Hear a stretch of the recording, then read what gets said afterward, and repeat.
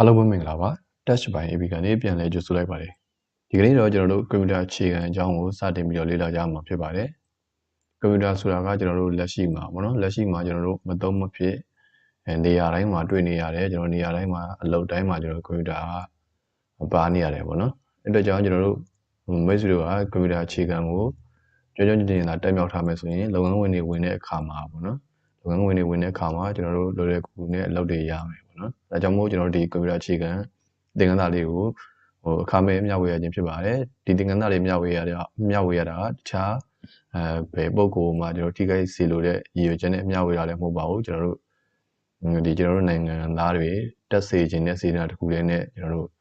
ဒီကွန်ပျူတာအခြေခံသင်ခန်းစာလေးတွေကိုမျှဝေရခြင်းဖြစ်ပါတယ်ဆိုတော့ကျွန်တော်တို့ကွန်ပျူတာအကြောင်းစပြီးတော့လေ့လာကြမယ်ပေါ့နော်ကွန်ပျူတာအကြောင်းစပြီးလေ့လာမယ်ဆိုရင်ကျွန်တော်တို့ဒီမှာကွန်ပျူတာဆိုတာဘာလဲဆိုတဲ့အရာနဲ့ပထမဆုံးလေ့လာမှာဖြစ်တယ်ကွန်ပျူတာဆိုတာဘာလဲဆိုတော့ကွန်ပျူတာဆိုတာကျွန်တော်တို့က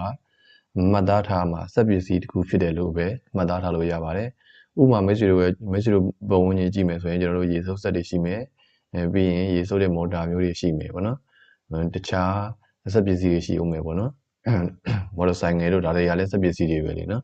ဒီအဲ့လိုပဲကျွန်တော်တို့ဒီကွန်ပျူတာဆိုတဲ့အရာလည်းစက်ပစ္စည်းတစ်မျိုးဖြစ်တယ်ကျွန်တော်တို့လူတွေစေခိုင်းလို့ရမယ်လူတွေပို့ပြီးတော့အချိန်ကုန်သက်သာအောင်ပေါ့နော်အချိန်ကုန်သက်သာအောင်လုပ်လို့ရတဲ့စက်ပစ္စည်းတစ်မျိုးဖြစ်တယ်ဆိုတာမိတ်ဆွေတို့မှတ်သားထားမှာဖြစ်ပါတယ်ဆိုတော့ကျွန်တော်နောက်တစ်ခုကျွန်တော်ကွန်ပျူတာတွေနဲ့ဘာတွေလုပ်လို့ရလဲပေါ့နော်ကွန်ပျူတာတွေနဲ့ဘာတွေလုပ်လို့ရလဲဆိုရင်ကျွန်တော်တို့ဥပမာအောက်ခြေကနေစကြည့်မယ်ဆိုရင်ကျွန်တော်တို့ဒီကွန်ပျူတာတွေကိုအသုံးပြုတဲ့ပြီးမှကျွန်တော်တို့နေရာချင်းချင်းလေးနဲ့ပေါ့နော်နေရာချင်းချင်းလေးနဲ့ကျွန်တော်တို့အချက်လက်တွေကိုမှတ်ပြီးတော့တင်ထားလို့ရပါမယ်ဥပမာကျွန်တော်တို့စာအုပ်တွေအများကြီးနဲ့တိုက်ကြီးတစ်တိုက်လုံးကိုကျွန်တော်တို့စာအုပ်တွေအများကြီးနဲ့အကုန်လုံးပြုံပြီးမှတ်နေမယ်အစားဒီကွန်ပျူတာ hard disk လေးတစ်လုံးနဲ့အများကြီးပြုံထည့်လိုက်ပြီးတော့ကျွန်တော်တို့စရင်စရာအချက်လက်တွေကိုမှတ်လို့ရမယ်ပေါ့နော်ဒါအောက်ခြေလုပ်ပဲဖြစ်တယ်ဘယ်လောက်ထိလုပ်လို့ရမလဲဆိုရင်ကျွန်တော်တို့ဒီစစ်လက်နက်ပစ္စည်းတွေကိုကွန်ပျူတာနဲ့ထိန်းချုပ်လို့ရတဲ့အထိပေါ့နော်အဲ့လောက်အထိကိုကွန်ပျူတာကလှုပ်ဆောင်နိုင်တယ်ကွန်ပျူတာတစ်လုံးကလှုပ်ဆောင်ပေးနိုင်တယ်ပေါ့နော်ဆိုတော့ကျွန်တော်တို့နောက်တစ်ချက်ကကွန်ပျူတာအခြေခံပေါ့နော်ကျွန်တော်ဒီသင်ခန်းစာတစ်ချောင်းမှာကွန်ပျူတာအခြေခံကိုလုံးစိပတ်စေးနေပေါ့နော်အကုန်လုံးရှင်းရှင်းလင်းလင်းဖြစ်သွားအောင်အကုန်လုံးတက်ကြွသွားအောင်အခြေခံဘိုင်းတွေအကုန်လုံးတက်ကြွသွားအောင်ကျွန်တော်သင်ကြားပေးသွားမှာဖြစ်တယ်ကျွန်တော်ပြောပြသွားမယ်ပေါ့နော်ဒီအခြေခံလေ့လာထားမှာအခြေခံကျွမ်းကျင်တက်မြောက်ထားမှာပဲတခြားအဆင့်တွေကူးတဲ့အခါမျိုးမှာပေါ့နော်တခြားအရာတွေကိုလေ့လာခြင်းတဲ့အခါမျိုးမှာ programming ဘိုင်းပဲဖြစ်ဖြစ်တခြား advanced excel တို့တခြား photoshop တို့ပေါ့နော်ဒီအရာတွေလေ့လာခြင်းတဲ့အခါမျိုးမှာဒီအခြေခံပိုင်နိုင်ထားမှာ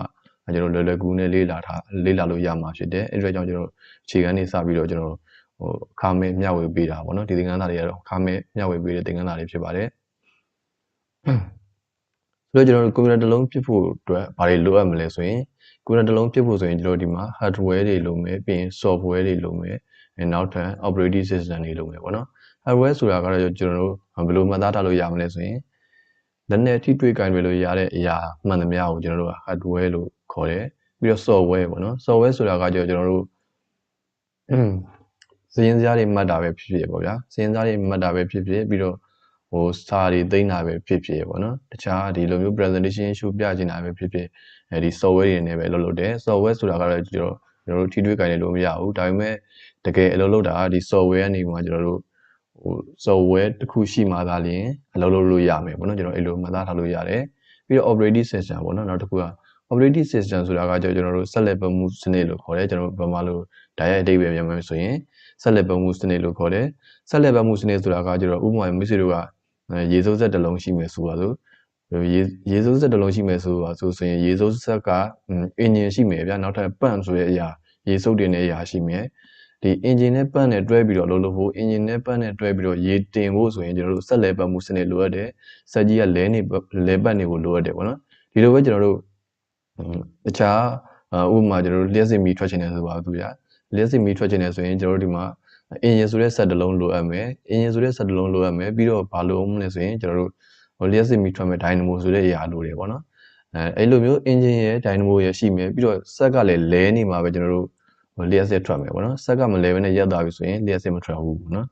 ဒီလိုပဲဒီကွန်ပျူတာမှာဆိုရင်လည်းကျွန်တော်တို့ hardware ရဲ့ software ရဲ့ရှိတယ်အဲ့မှာကျွန်တော် operating system ဆိုတဲ့ဆက်လက်ပတ်မှုစနစ်ကလိုအပ်တယ်ပေါ့နော် operating system ဆိုတဲ့ဆက်လက်ပတ်မှုစနစ်ဆက်လဲနေမှသာလျှင်ကျွန်တော်ဒီမှာ hardware တွေ software တွေ